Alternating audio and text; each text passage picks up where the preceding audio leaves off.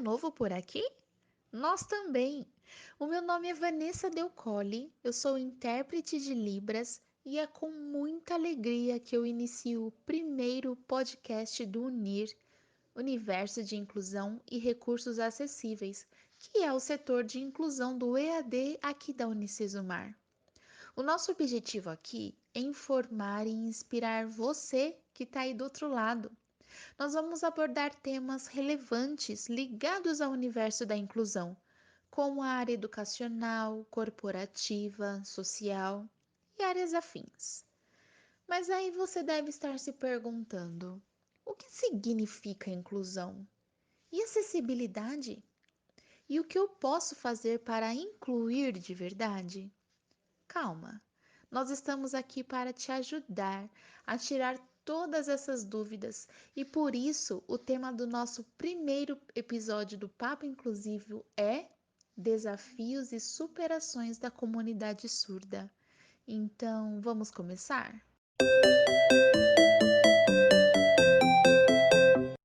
Bom, gente, para iniciar esse primeiro episódio, junto comigo estão os intérpretes Isaac Nogueira e Deise Gonçalves, também intérpretes do EAD da Unicesumar. Olá, como que vocês estão? Oi, Vanessa, tudo bem? E você? Tudo bem? Olá, Vanessa. Eu estou Bom, bem, graças a Deus.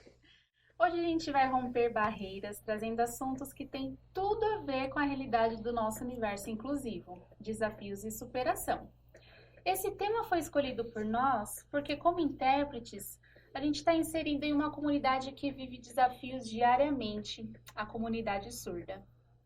A comunidade surda se caracteriza pela cultura como uma língua própria, composta por surdos, familiares, amigos, intérpretes de Libras e demais falantes da Libras.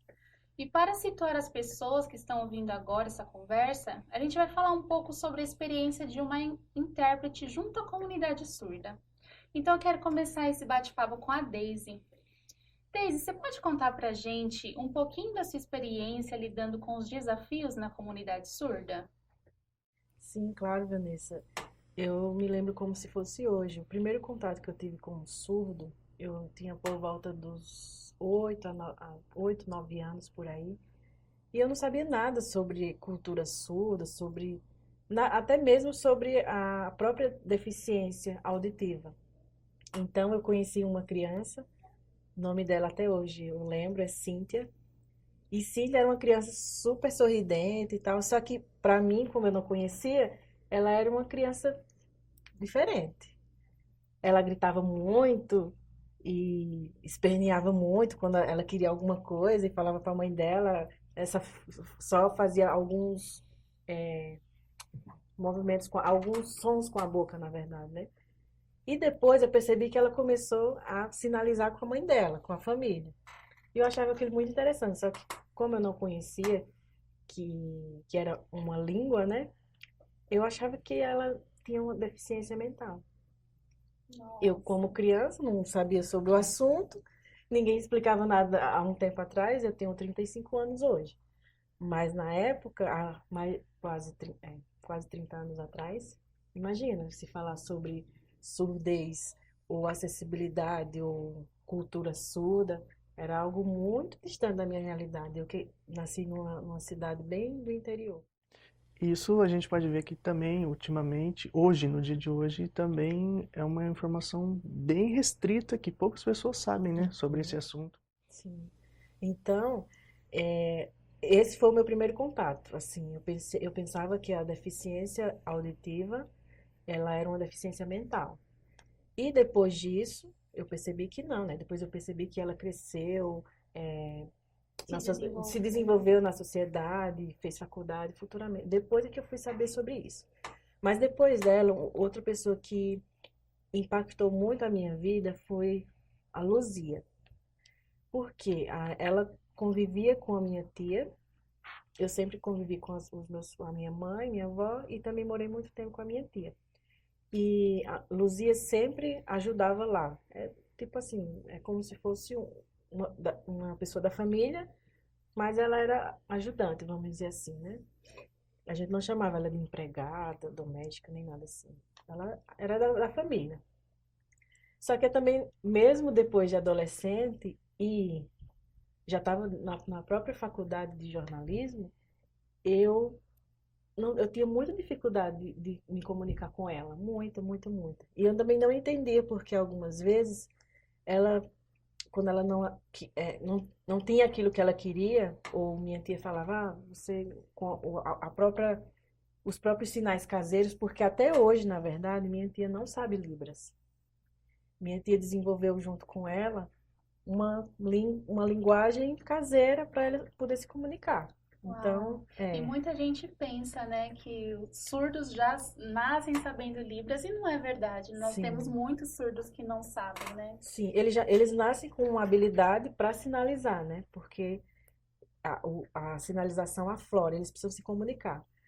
Aí, nesse caso, como se o surdo não conhece a Libras como língua, ele vai tentar se comunicar da maneira que ele conseguir, que vai Ele vai ser arranjar algum jeito para se comunicar. ou vai ser porções, algum É. tipo de som, Ou até né? às vezes combina um próprio sinal com a própria família, Esse tentando criar um diálogo, né, entre a um família. sinal caseiro. E foi por aí que eu comecei também. E aí entrou também eu tinha alguns contatos com alguns surdos que às vezes visitavam as igrejas e tal. Mas enfim, foi Luzia que me fez assim abrir o meu olhar para um outro mundo, porque eu comecei a observar ela, mas só que o seguinte, como eu não tinha conhecimento, daí ficava por isso mesmo, ela ficava no canto dela, eu ficava no meu, às vezes quando ela queria alguma coisa, aí ela apontava, aí eu tentava adivinhar, vamos dizer Uhum. assim, tentava adivinhar o que era e a gente ia se comunicando. Geralmente a gente não se dava muito bem, porque ela gostava de esconder as coisas dela. E eu não sabia por quê, mas às vezes depois acho que dentro da própria família dela, às vezes alguém mexia nas coisas Uhum. dela, mas eu acho que como é que ela ia me explicar isso, né? Então ela guardava muitas coisas dela e eu ficava chateada, porque eu pensava que que eu ia roubar as coisas dela, entendeu? Mas é tudo falta de comunicação, né? E por fim, e resumindo a história, gente, eu sei que eu tive bastante vontade de aprender a Libras por conta dela, que eu queria me comunicar, né? E antes de vir morar aqui para Maringá, para quem não sabe, eu sou da Paraíba e vim morar aqui em Maringá há pouco mais de 7 anos, vai fazer 8 anos, na verdade. Então, antes de vir para cá, eu comecei, de alguma maneira, a observar mais a vida do surdo. Sempre, vez ou outra, eu trombava com um surdo ou comecei a olhar os intérpretes. Do nada, assim, ia a algum lugar visitar e tinha um intérprete junto com o surdo lá. E eu ficava olhando aquilo e falava, meu Deus, que coisa maravilhosa. Por que que eu não conheci isso antes? O que que é isso, na verdade? Você começou a ter uma visão diferenciada Mesmo sem sobre... conhecer a língua, Que mesmo sem legal. conhecer a língua, eu comecei a, a perceber as coisas ao meu redor, o mundo surdo ao meu redor, mesmo sem conhecê-lo, mas eu comecei a observar e falar, tem alguma coisa mais profunda aí, Sim. tem alguma coisa mais interessante aí. E foi aí que eu comecei. Aí depois que eu vim aqui para Maringá e já vim com o intuito de aprender Libras e fazer faculdade e me comunicar, alguns anos depois eu voltei para a minha cidade e reencontrei Luzia. E o meu objetivo era o quê? Era voltar para falar para ela alguma coisa, nem que fosse o próprio perdão, porque a Uhum. gente sempre tem algum atrito ou outro, mas eu não sabia me comunicar. E quando eu voltei, a primeira pessoa que eu quis encontrar foi ela, uma das primeiras pessoas. E daí encontrei, e foi bem emocionante, porque já, assim, já de cara eu já dei um oi, né? Já quebrei, eu falei, e aí, tudo bem? Tá, eu já queria saber, Já mostrar. quebra uma barreira, né? E eu queria mostrar toda a minha Libras, não era muita coisa. Não era muita coisa. Mas eu já queria mostrar que eu já sabia me comunicar com ela e eu olhei para ela assim, bem nos olhos dela, bem, bem profundo, e falei, me perdoa. Aí ela, mas por quê? Não tô entendendo. Falei, me perdoa, porque no passado eu não entendia você. Eu não entendia a sua forma de se comunicar. Me perdoa. Aí ela só olhou sério assim pra mim e falou, eu perdoo. Mas não tem nada a ver. Ela falou, é passado, é passado.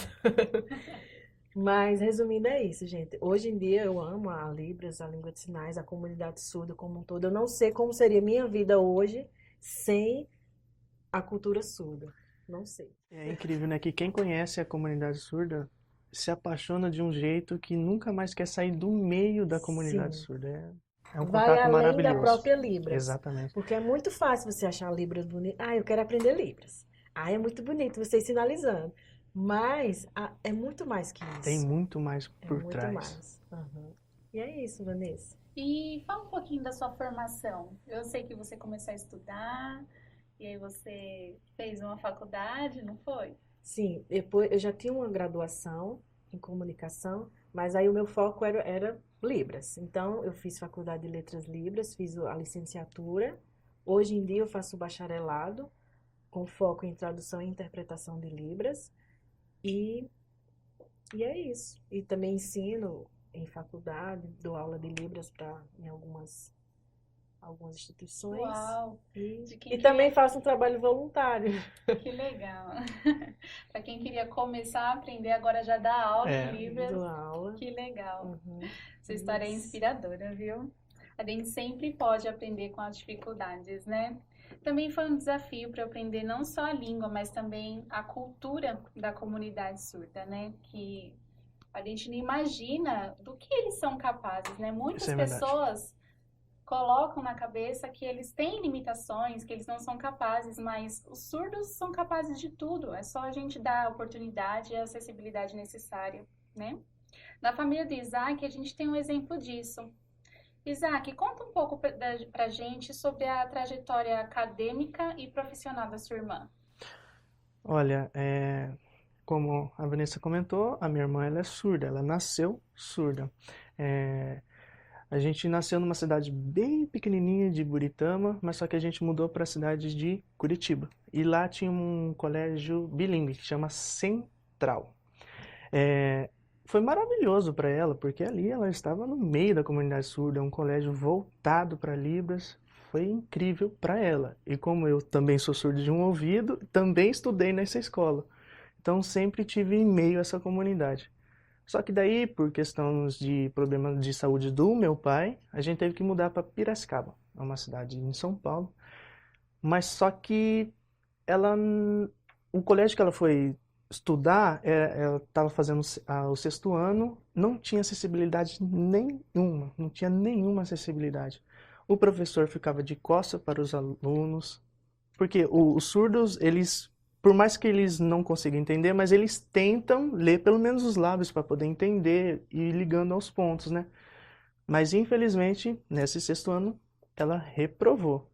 Aí foi bem complicado. Mas aí minha mãe e meu pai sentaram e conversaram. Não, peraí. O ensino dela é muito importante, né? Porque ela vai crescer.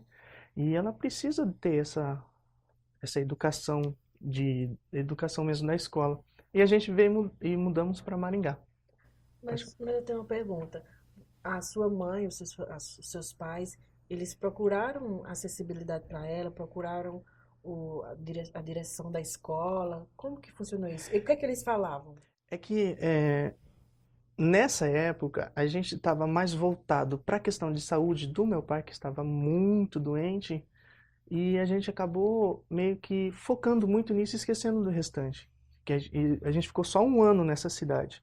E deixamos passar algumas coisas. Nessa foi a reprovação da Isabela no sexto ano, ali em Piracicaba, no caso. Aí a gente mudou para aqui, para Maringá. Aqui tem a Ampacim, que é um colégio bilíngue também. Aí deslanchou, terminou o ensino médio. Aí ela falou assim, nossa, agora eu quero fazer uma faculdade, quero fazer um ensino superior. Ela decidiu por fazer letras, só letras, letras português.